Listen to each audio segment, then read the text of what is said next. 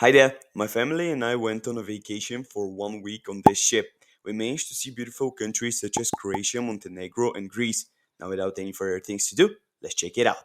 Our first destination is Kotor, Montenegro. Kotor is more than 2000 years old and its name stems from the word dakatera, from the Old Greece word katero, which means hot. The rich history of Kotor is a parallel to the rich culture of the town with which many conquerors ruled: the Illyrians, the Venetians, the Austrians, and the French. As all other towns of the former kingdom of Serbs, Croats, and Slovenians, Kotor, which was exhausted by numerous occupations, awaited the biggest war ever fought in the Second World War in the year 1941. Kotor experiences its liberation from the Nazis' control in November 1944.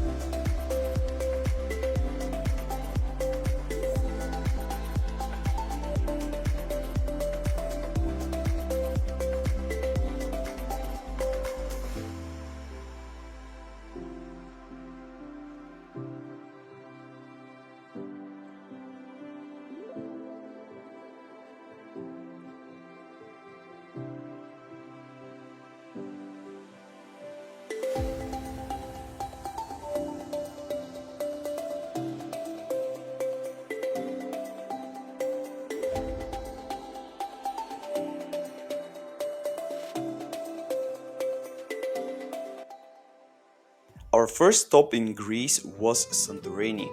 According to the Greek mythology, Santorini was created out of a miracle. The son of Poseidon, Ephemos, had a dream of making a child with a nymph. In his dream, the nymph asked him to hide the birth of their child somewhere in the sea. After waking up from his sweet dream, Ephemos decided to follow his dream by creating Santorini in the middle of the sea.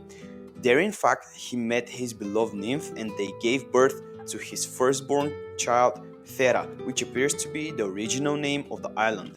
I personally fell in love with Santorini, especially the Old Town area, which of course is the most famous one, called Oa or Ola. Well, in fact, do you remember the place with the blue roof or rooftops? Well, indeed, that's Ola, and that's the place with the most aesthetic streets on the island. I'm super surprised to see how fast the economy there grows. Thanks to the rich tourists or even the celebrities, Santorini manages to survive and even grow within every year.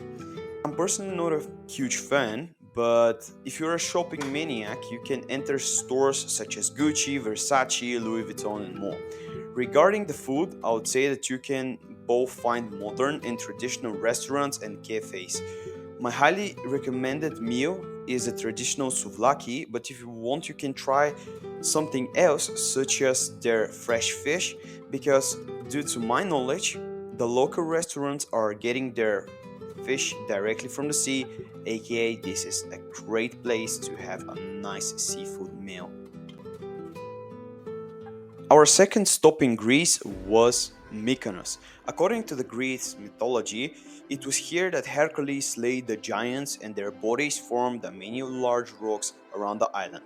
Besides the mythology, the factual historic relics found that the island had inhabitants 3000 years BC. You will find in the Greek history that Athens, Macedonians, and Phoenicians had major contribution to the Mykonos island that we see today.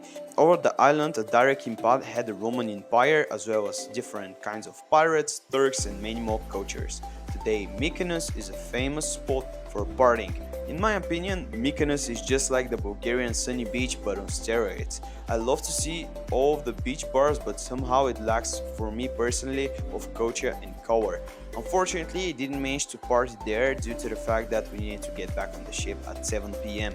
Just like Santorini, you can enjoy shopping streets and also you can enjoy different wine tasting experience, which put me in the situation to drink wine at 9 a.m. Lastly, Mykonos had amazing beaches with clear water and small waves where you can see a lot of people relaxing or having fun with their friends and family.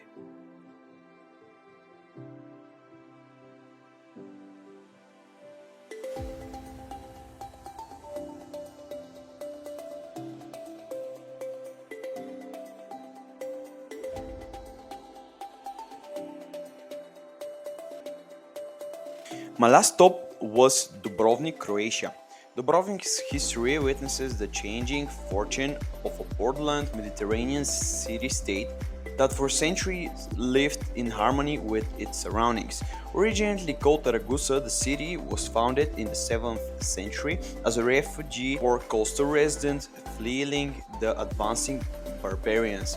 From the outset, the city was protected by defensive walls. The borderland status of the town was to be the determining factor in its history, part of the Mediterranean cultural constellation, yet intimately connected to the Balkans, Catholic, but yet surrounded by Islamic and unorthodox neighbors. I never shared that I have been a big Game of Thrones fan, but when we heard that we're going to Dubrovnik, we immediately purchased the Game of Thrones King's Landing type of excursion, and if I have to be honest, I was kinda disappointed.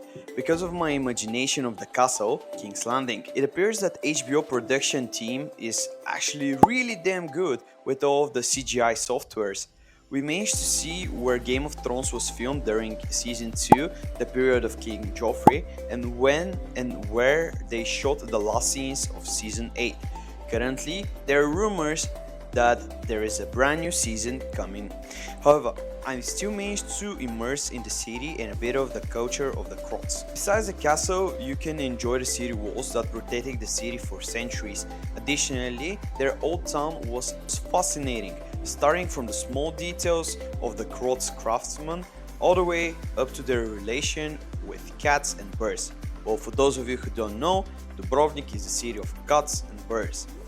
I forgot to mention that the city which burned actually in season 8 of Game of Thrones was Dubrovnik.